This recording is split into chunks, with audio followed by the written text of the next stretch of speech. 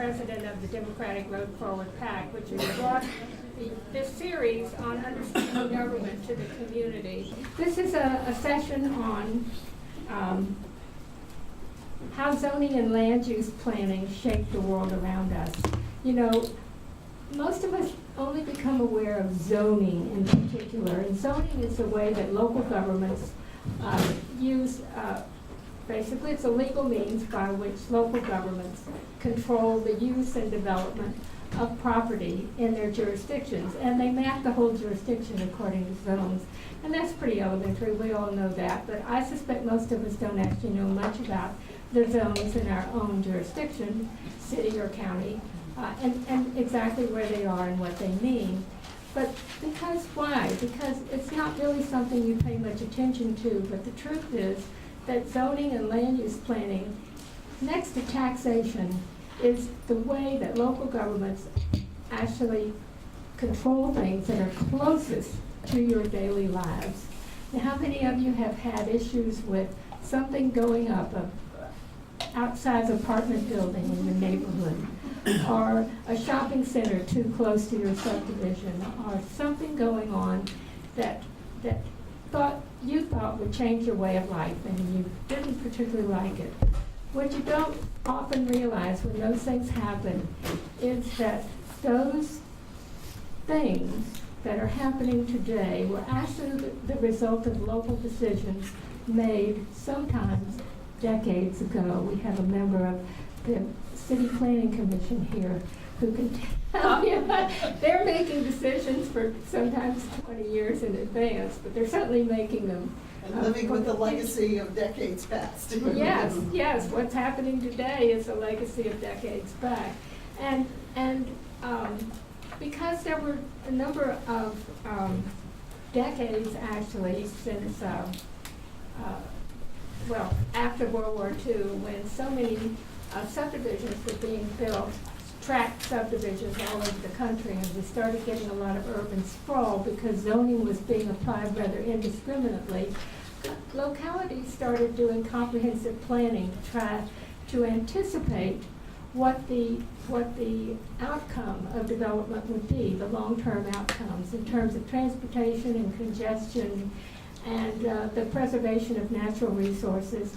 And so comprehensive land use planning is a bit more of a modern concept than zoning itself, but they work hand in hand. And today's session is going to, we hope it's going to shed some light, some transparency and understandability on what zoning and land use planning is, or what they are, and how they do shape the built and the natural environment that we live in. And so, ideally, at its very best, comprehensive land use planning, when it takes place, is something that all of us, our community, citizens, should get involved in. And one of the reasons we're doing this today is so it's more understandable. And you will hopefully be prompted and encouraged to get involved, because both Albemarle County and Charlottesville are very much involved right now in planning issues. You read about them in the newspaper every single day. There's some new development that's being approved. There's something that's been before the Planning Commission or before the Board of Supervisors. That's a development plan, a site plan. It's a developer coming for approval. And basically, those things are the way that local governments shape our environment, and that you should be involved in, and they should be understandable. Most of us really don't understand that. I was in local government for 8 years and on the Planning Commission before that in Charlottesville. And it was a very steep learning curve in both cases to really understand what this is all about. So I hope we make it more understandable today and more transparent, and that we encourage you to become more involved. I want to say a couple more things. Our Understanding Government series is ending tonight. This is the last one. We've had sessions on local government and state government and how it interacts with our community and local governments, regionalism and regional cooperation, That was the same one. Public education, the last one was on law enforcement and the criminal justice system, and tonight's is land use and land use planning and zoning. And it's been a very successful series. It's a great turnout tonight for what I thought actually was going to be a very unpopular subject. So, I'm glad to see you here. When I did an interview with Jane Foy and Rick this morning on their morning show on WINA, the first thing they said to me was, "Boy, who wants to hear about that?" So, it's a really dry subject, so it's a delight to see all of you here. This session is sponsored by two of our board members, Sally Thomas, who's with us tonight, and Sherry Kraft, who isn't with us because she's on the school board, and they're having graduation tonight, but in the city schools. So she's not with us, but they have donated the money for this session and to videotape this session in memory of Sherry's late husband, Bill Lucy. So we wish you were here to see this. Our speakers are going to be introduced tonight by another member of our board, Marty Silverman.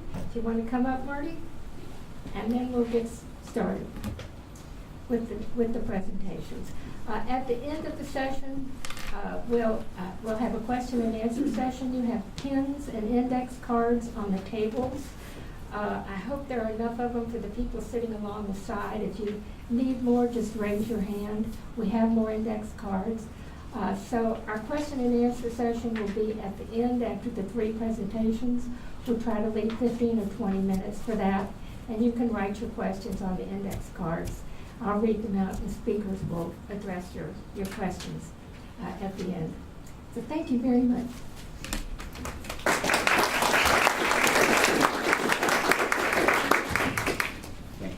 Good evening and welcome, everybody. I'm going to introduce our three speakers. The first is Kathy Galvin. Next is Neil Williamson. I guess I didn't need to raise my hand. And furthest from me is Jeff Warner. Kathy Galvin has owned her own urban design and architecture practice since 1993. And from 2001 to 2010, Ms. Galvin worked on such projects as the Eastern Planning Initiative, the Crozet Master Plan, the Places 29 Master Plan, and Transportation Study on the Uptown North Orange form-based code. And we'll be talking about codes, I'm sure. She received a BA in Economics and Geography from Boston University, and in 1978 she received a Master's in Architecture from UVA. From 1997 to 2000, she chaired the Albemarle County from 1997 to 2000, she chaired the Albemarle County Development Initiative Steering Committee, known as DISC, and that gave rise to the neighborhood model, which probably we'll discuss as well. In 2011, she was elected to the Charlottesville City Council, and now she serves on the Thomas Jefferson Planning District Commission, the Ravenna Water and Sewer and Solid Waste Authorities, the Piedmont Workforce Network, School Capital Improvement Projects Committee, and the Charlottesville Development Corporation, and the Placemaking, Livability, and Community Engagement, or Place Design Task Force. So we look forward to hearing from her. Mr. Neil Williamson, welcome. Since 2003, Neil has served as the President and Executive Director of the Free Enterprise Forum. This is a privately funded public policy organization here in Charlottesville, and it is dedicated to fostering communication on a variety of growth, land, and resource management and economic development issues. Neil has been a guest lecturer at the University of Virginia, and he serves as an adjunct faculty member at Piedmont Virginia Community College. He's also a regular voice on several local radio programs, commenting on local growth and development issues, where he regularly challenges local governments, businesses, and citizens to expand their vision and consider the unintended consequences of their actions. Mr. Williamson has a degree in communication from Radford University and has completed additional study at the University of California at Davis. Jeff Werner is joining us from the Piedmont Environmental Council, and he has been PAC's Charlottesville Albemarle's land use field officer since 1999. He currently serves on Albemarle County's Fiscal Impact Advisory Committee and on the county's Historic Preservation Committee as well. He has previously represented Piedmont Environmental Council on the county's DISC 2 Neighborhood Model Committee and on the Mountain Overlay District Committee. Jeff has professional certification from the American Institute of Certified Planners. He holds a BS degree in forestry and wood science from West Virginia University and a Master of Urban Planning with a certificate in historic preservation from UVA. And prior to working with PEC, Jeff spent 12 years as a project manager in the construction industry. So please welcome our three speakers.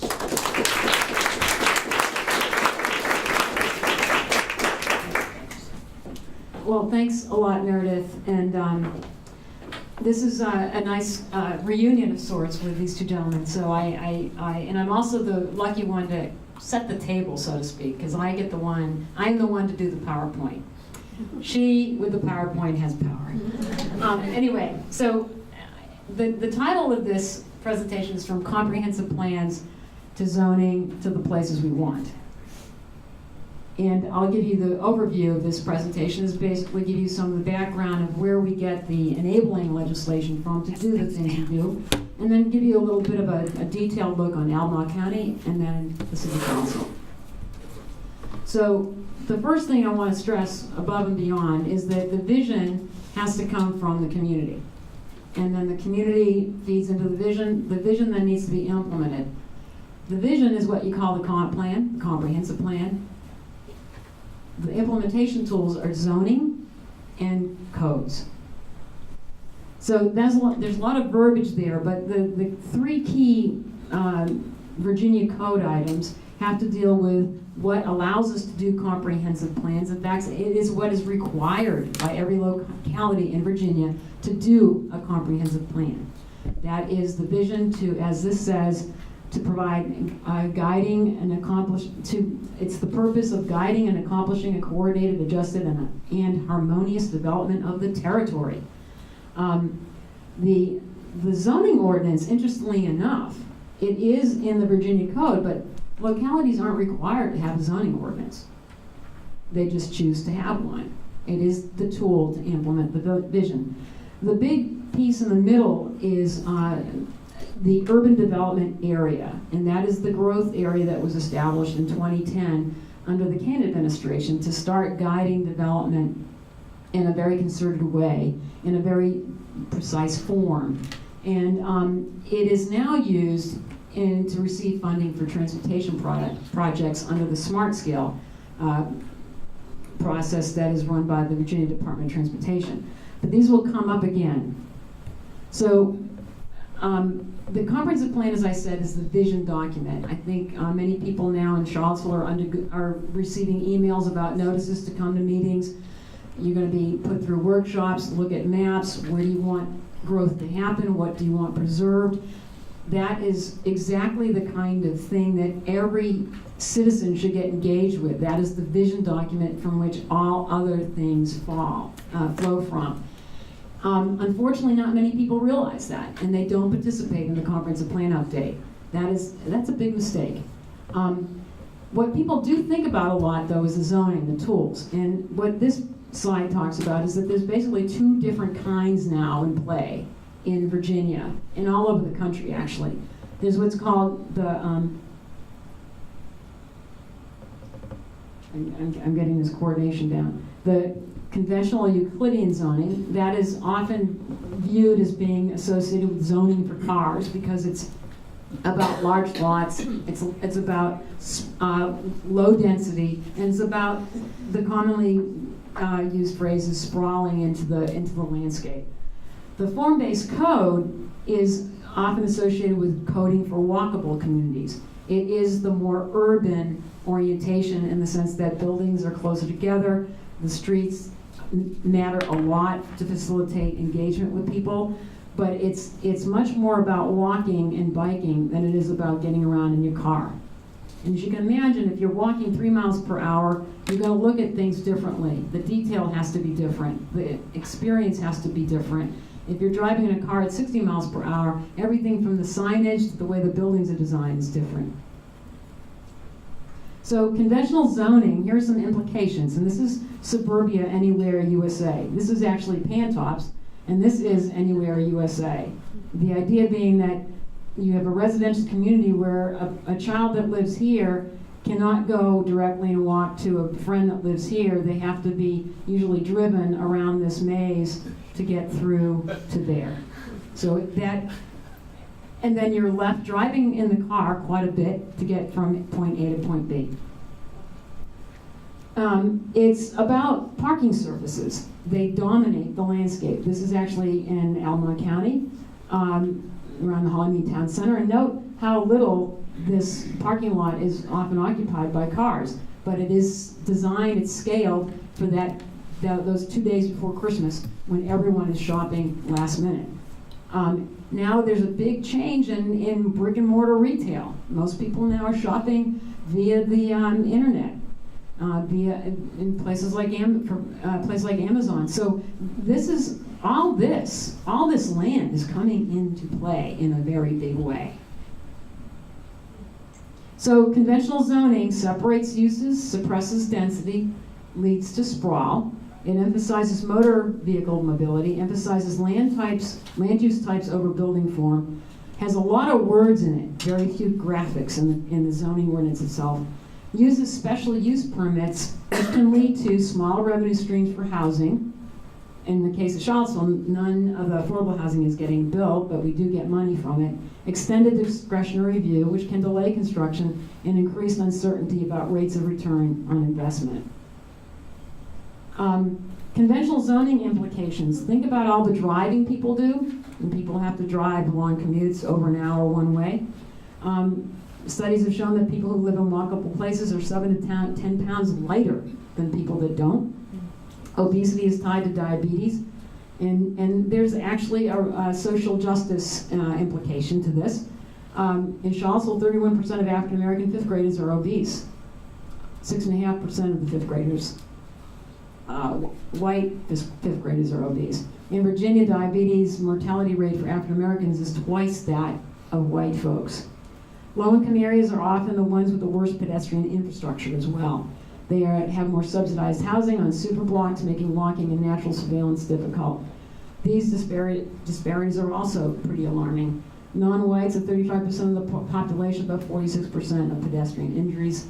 65-year-olds and over are 50% more likely to be killed by a car when walking. That's especially an issue when you've got very, very wide streets, very wide intersections. Shots fired calls were 10 to 13 times higher in lower income areas than in the city than any other places. And that's related to also by design. I won't get into this too much, but this gets, when you reference this at your leisure, it's very interesting work that's been done by people from the Brookings Institute and Reed Ewing about how this sort of land pattern really has contributed to segregation and income and race. Now, what broke this trajectory? It was a woman named Jane Jacobs. Many of you probably know about her, but it was back in the 60s where she championed the opposition to much of the work of Robert Moses, who was the City Parks Commissioner in New York City. She had very harsh criticisms of what they called then slum clearing and the high-rise housing projects. So this quote from her classic book, The Death and Life of Great American Cities, is really very telling. Whole communities are torn apart and sown to the winds with a reaping of cynicism, resentment, and despair that must be heard and seen to be believed. So this was a watershed moment when she began to stand up to that sort of kind of attitude about cities. And that attitude about cities, urban renewal, happened in Charlottesville. Vinegar Hill before urban renewal, and again, this was during the time of the segregated South, known as Jim Crow. It's interesting to note, though, from a physical standpoint, there were about 9 blocks, walkable scale blocks in that community. And when it was urban renewed, it was reduced to 2 super blocks. Note how big the roads were. That is the crossing distance that is actually quite dangerous for people, especially if you're 65 and over. This is the way it felt. It was a walkable, vibrant place. with streets filled with life. And you can see by the storefronts, you can see by little pocket parks. And it also gave rise to, once it was renewed, it gave rise to public housing. And again, public housing in the 1960s was racially segregated. The public housing developments at the time were designed as a barracks-style arrangement, internally oriented and at times gated complexes. This is over on Garrett Street. Isolated, disconnected parking lots on superblocks, single-use, single-type buildings of one income group, few employment choices within walking distance, poor natural surveillance with blind areas and poor supervision from the street. Again, think back to those images of what Vinegar Hill used to look like, and then lower income African Americans were put in places like this. At the time, they were clean and dry, and people were happy to get into better housing, but the housing didn't provide for a better way of life. Now, this is what Vinegar Hill looks like today. Urban renewal, it removed blight to make room for fast food and big box retail. Big parking lots, wide streets. Made cars go fast, walking more at risk. The Ridge-McIntyre West Main intersection is one of the most dangerous. So back to Jane. She advocated for the successful city is a diverse city, diverse in many ways, of land uses, of many blocks, walkable to get people out, of buildings to provide a range of affordability, that's age and size, of people, all kinds, all classes to create diverse markets. And you can see we go from a situation where there is the arterial with the collector and then cul-de-sacs where everybody gets in and out one way to this idea of an interconnected network with multiple blocks and multiple ways to get around. So cities once subjected to urban renewal now need repair physically and socially. Now, that is the entree to why we're talking about form-based codes today. Actually, form-based codes have been around for a while. Newtown, Edinburgh, circa 1790, has a form-based code. So these are not just a new fad. These have been around for a while. The main goal is how buildings relate to the street. The diversity of uses of building types create destinations. The rules are simple. By right uses rather than exceptions, requiring discretionary review and approvals. So it streamlines the process, and human scale is the main goal. Okay, I hope the battery didn't die. Okay, so this is a good example of how Euclidean zoning would lead to a big box. Design guidelines dress up the box. Form-based code breaks up the box with streets and alleys. We've got the box, just think of City Walk apartments on Water Street.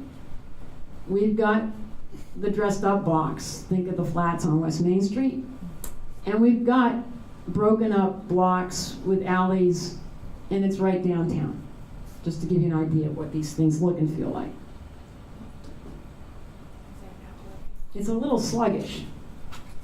Okay, so this is just a visual to kind of get you the idea. This is a diagram of a block network of the downtown mall. Same scale as the Fashion Square Mall in a suburban shopping center. So this place you would love to hang out. You walk up and down all day long. This place, can you imagine the same distance? You wouldn't walk there. So just rules of thumb, you need to get a smaller block size and limit the curb cuts so that you're not creating conflicts with walkers. This is a good image of another public housing community that had a barrack-style apartment building complex, and it was redeveloped to be in a system of blocks with multiple different kinds of housing types. I'm losing time.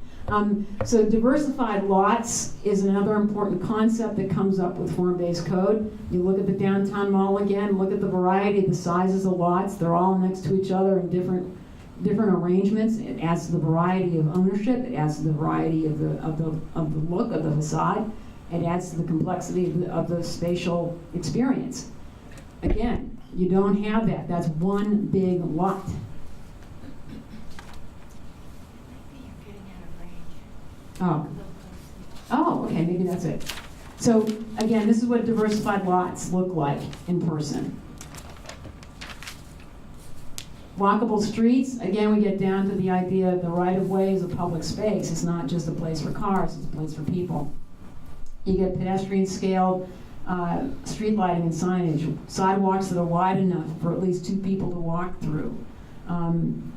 You have minimize the car lane width.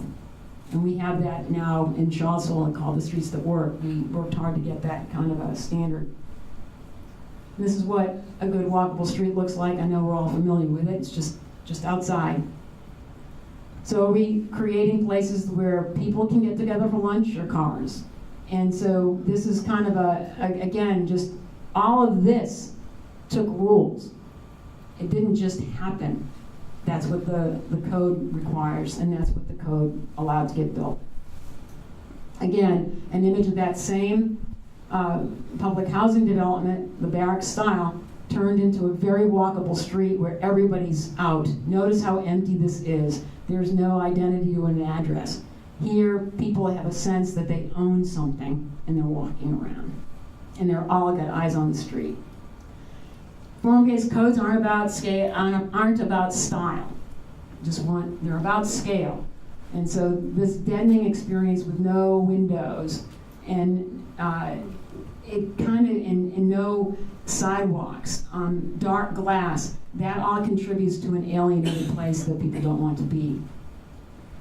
It's about streets, not styles. So it brings into play what kind of and how does that building interact with the public street. We've been really focused on just the building in our zoning. We've got to get to the point where we're concerned about what happens from the edge of the right-of-way across and what happens from that right-of-way to the front of the building. There's another concept that's often used with the form-based code, and it's called this thing called the Transect, and all that means is transitions. Transitions from high intensity to lower intensity. And sometimes you can get these wonderful moments where you get high intensity next to a really open landscape. This happens to be Pienza, and I was there summer before last. So this illustrates what this section is doing. This is the core right here, and this is the landscape that you're looking at. And in a microcosm, this is what we're trying to do with the Charlottesville City and Albemarle County to try to create a wonderful urban core but preserve the open rural landscape. Another good diagram to indicate how you transition with a form-based code from single-family detached to your mid-rise buildings. Our current zoning today puts this right next to that. And we all know that. All this in the middle is not getting built, and we need to code for it. We need to make it happen. Arlington has form-based code. These are all places in Virginia, places nationwide. Over 300 form-based codes in the country. So now we're going to get, that was the big overview. Now we're going to get into look at what Albemarle County's been doing that's very much in keeping with what I just talked about. Their comprehensive planning vision is very concerned about the pace of development combined with low-density suburban form of development has become placing great strain on roads, schools, and utilities. The demand for housing threatens the scenic beauty and health of the county's urban and rural areas. So the idea being is that you want to get to the point where you're very efficient in your infrastructure. You have a really good, tight distribution system for your utilities so that you do wind up getting better results for your public investments. And in the process, you wind up preserving the watershed. The watershed is the rural area, the forested area that actually is where your water drains from to go into all your reservoirs and the rivers that we use as our water supply. The neighborhood model is part of the comprehensive plan, and Jeff and I were on the DISC steering committee. that created this strategy, was a master planning strategy, as well as pointed us in the direction for the kind of zoning that the county should be moving towards. And that was back in the mid-1990s. A lot of principles in the neighborhood model. It was pedestrian-oriented, mix of uses. In many ways, it boils down to Jane Jacobs' 4 key diversity items. It's about uses, it's about blocks, it's about building types, it's about people. So the first one, out of the gate, was the comprehensive plan, also in the neighborhood model, came up with a strategy for master planning the growth areas. There's growth areas around the ring of the city of Charlottesville, but Crozet is a growth area. And back in the early 2000s, the growth area, the first one picked to apply the new strategy was Crozet. And I was on the consultant team that worked on this, but we did diagramming to figure out how are we going to get these walkable little neighborhoods to fit within a big landscape, and we created this idea of place type. So there's the downtown, and then there are all these small walkable neighborhood centers around it. And we created a framework that should have led into a form-based code, but didn't quite. But the idea being that we were regulating form, not land use, per se. Out of that was born the Neighborhood Model District, which is an overlay district that can be used and it has to follow the principles of the neighborhood model. It's an optional, it's like a PUD, but it's an optional choice that a developer can make. Old Trail Village was the first neighborhood model district to be built. Belvedere was the other one. So this is an idea. So this is what Old Trail Village looks like now. This is Route 250, and I guess this is Jarman Gap Road. And so here's what the plan looked like for the same area, and this was what Old Trail Village wound up being. In this core area, think of the Transect again. This was where the most intense development would be, surrounded by less intense, and then on the edges were the larger lot, single-family detached. And this is just some diagrams that we used to illustrate what the town center would look like with some historic precedents. It really wants. And then the other, I might have skipped a little bit, the other place that then applied these same principles was the Places 29 study in 2007.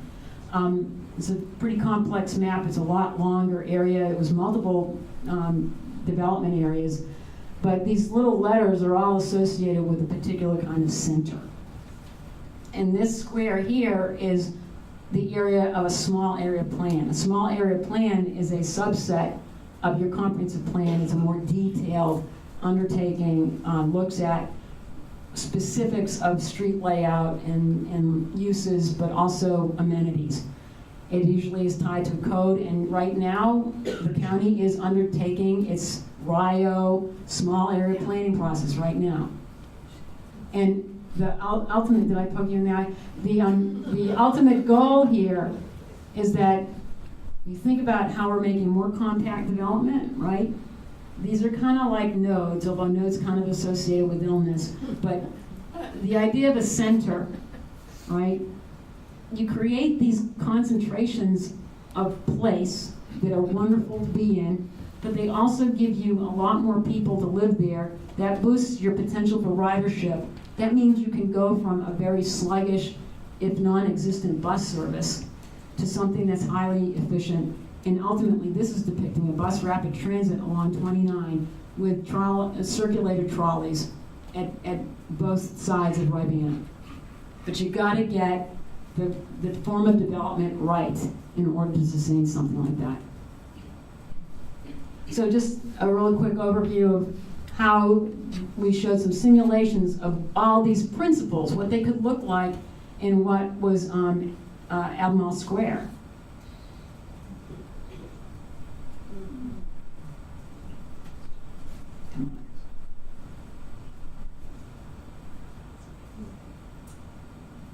Okay, so Now we're in Charlottesville, all right? Similar goals. Want neighborhoods and places that allow residents to live, work, shop, and play in proximity. Want to preserve and improve environmental quality, enhance and improve, preserve neighborhood character. It's all interdependent. It has to be intentionally designed. It can't just happen willy-nilly. So we have our own small area plans, and it's called the Strategic Investment Area, and form-based code is what we're using to implement that strategic investment area. Okay, so this is an example, and Meredith mentioned that this has been going on for quite some time. So in 2001 is when the city first mapped out the areas in the city that it thought it wanted to grow, and they were along the corridors. It was before we really gotten into this nodal idea, but they did identify these areas as being growth areas. That was the basis for the zoning ordinance in 2003. That zoning ordinance, at the time that it was created, was just coming out of a serious recession. Charlottesville was seeing people leaving. There was no business. West Main Street in particular was like a ghost town. High crime, very unstable. As part of that study, it was called the Tortigallo study, corridor study, it was advised that you really need to max out your small remaining land and get as many people as possible living in the city and working in the city. So that gave rise to a zoning ordinance that really did have very high densities, and there was a vision for West Main Street that would actually have had a light rail system. To sustain light rail, you need 20 to 30 people per acre. Dwelling units per acre. And there's something that we would never get to in our lifetimes. But hence, that was the zoning that was put in place. Well, that zoning, we went through the 2008 recession, nothing was happening for over a decade, and then everything started to pop. And no one really knew, actually, talk about a long time, no one really knew what that was going to be like until it started getting built.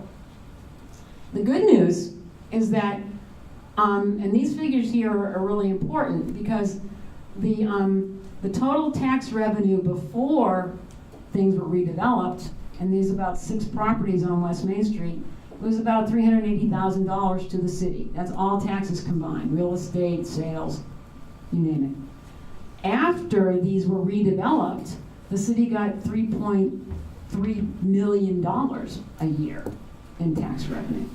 So that's about 5 to 6 cents per $100 on your real estate tax. So we're not talking about, redevelopment is a really good thing. The question is, to what degree? Because the other aspect of that, another watershed moment in Charlottesville was this building. Anybody know what this building is? The Flats. This is the Flats on West Main Street. This was built with special use permits to get extra height. It did give us more money in the Affordable Housing Fund. But as you can see, it has blank walls. It's very, very dark. And it's very, very big because it was based on a lot of parcels being assembled and one developer building it all at once.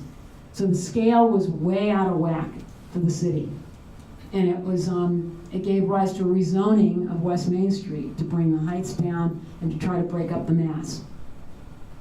So built outcomes matter a lot to this city. We can't just say it's about revenue. What it looks and feels like matters a lot. And we have a desperate need for housing. So we can't say no to growth. That means we're saying no for upward mobility. We're saying no to immigrant communities. We're saying no to our children ever coming back to live in the hometown that they grew up in. So it's really important to think about how can we grow. And the city's last comp plan identified, again, reinforced this notion of a small area planning areas, and you can see these all over the city. The first one that came out of the gate was the strategic investment area. Here's the downtown mall right here, and that's just south. The reason why that was picked first is because it was the area that had the most distress. It had and this is, gives you an idea of the concentration of assisted housing and public housing in this area. It was also based on a study that was done in '09. The public housing is in terrible condition. I won't go into the details, but everything from failing exterior finishes and no ventilation to no fire suppression systems. These are really hazardous places. But this was done in '09. We're already way too late. The strategic investment area, again, was also part of a school district that had children go to Clark and Jackson Via. And those two school districts have seen a 10% increase in poverty over the last 6 years. They're at 90% free and reduced lunch. Think about that. A school with 90% of its children on the free and reduced lunch program. As opposed to, say, Venable, which is like 40%, or Greenbrier, which is 30 to 40%. So the median incomes of this area, the more orange it is, the lower the median income. There was a study done in Charlottesville, the orange dot study. That's where the orange dot comes from. How do we turn those orange dots to green? Not through displacement, but through upward mobility. And by better housing, better transportation, more daycare. It was also an area that was medically underserved, as evidenced by some variables like low birth weight babies. So the strategic investment area plan is important in that it does underline the need for what we call the Resident Bill of Rights for redevelopment, no displacement. It's also the city's inclusive community development policy that's required by HUD's affirmatively furthering fair housing rules. Say that fast. It was a product of 30 to 40 community meetings, and it became a plan. This is now a diagram. This is Elliott Street. There's the downtown mall. This is Monticello, to show how the idea was to increase connectivity, increase amenities, increase the variety of building types, increase the ability to have community centers, and make safer streets. So again, more housing types. Remember that missing middle I talked about. It advocated the missing middle. It talked about getting our intersections narrower. So this is Monticello and 2nd, pinching that so it's not so dangerous to cross. This is Crescent Halls, where we have our seniors and our disabled live. It's appalling when you watch somebody in a wheelchair trying to cross that street. Again, this is up at Ridge Street and Monticello, pinching those intersections. So again, a small area plan isn't only housing, it isn't only transportation, it isn't only economic development, it's all of it. Parks, green streets, grocery stores, clustered services so that it's easier to get at what you need, and jobs. We're working right now with the Friendship Court community. I'm on the steering committee to create a workforce development plan that can actually get our residents in workforce training so that they can actually become the electricians, the plumbers, the HVAC technicians, the carpenters who will actually build the houses they live in. I'd love to get them actually building the parks. So the form-based code comes in, is what we talked about before was the vision. The small area plan is still part of that comprehensive plan vision. And it was an arduous process to get everybody on board with that. Still debatable by some, but we're moving forward with it. So we wanted better outcomes to promote human scale. We wanted increasing affordability, getting the community and developers engaged, walkable blocks, safe streets, eyes on the street. So here's that outline of the neighborhood, of the strategic investment area. This is overlaying that block network again of the downtown mall. It fits easily to give you that sense of scale. And then it broke it down into zones, the Transect zones, where the heart would be the intense part, edges will be the transition zones between established neighborhoods. And then the middle here would be, you know, about no more than 6 stories, 5 to 6 stories. I'm almost done.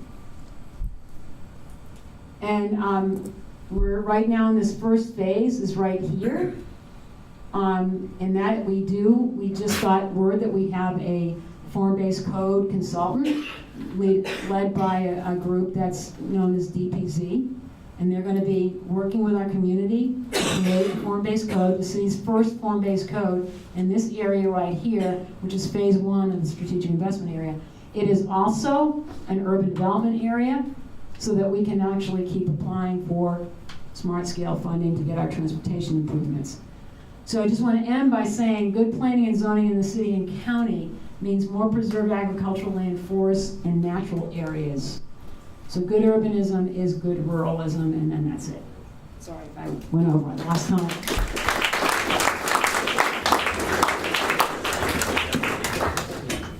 All right, we're going to go from no slide, or lots of slides to no slides. Forgive me, but I debated whether or not to use anything, and I'm going to get over here and I'm just going to draw later. I find it's a lot easier just to scribble on a map and explain things. But just quickly again, Jeff Werner, I'm with Piedmont Environmental Council. We're not the Southern Environmental Law Center. I'm not Morgan Butler, but I work with him a lot.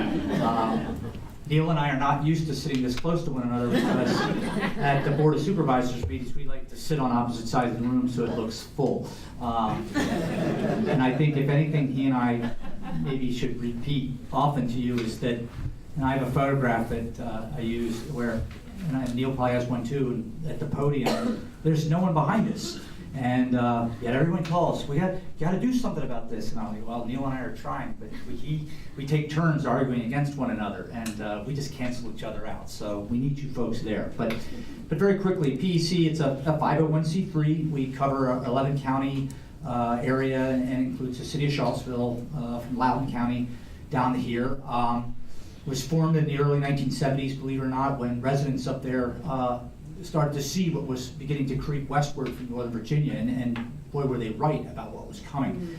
Our mission, and most of you, I assume, know who PEC is. I hope you do, but our mission is protecting well, I'll read right from this, the natural resources, rural economy, history, and beauty of Virginia's Northern Piedmont. And we're an advocacy group.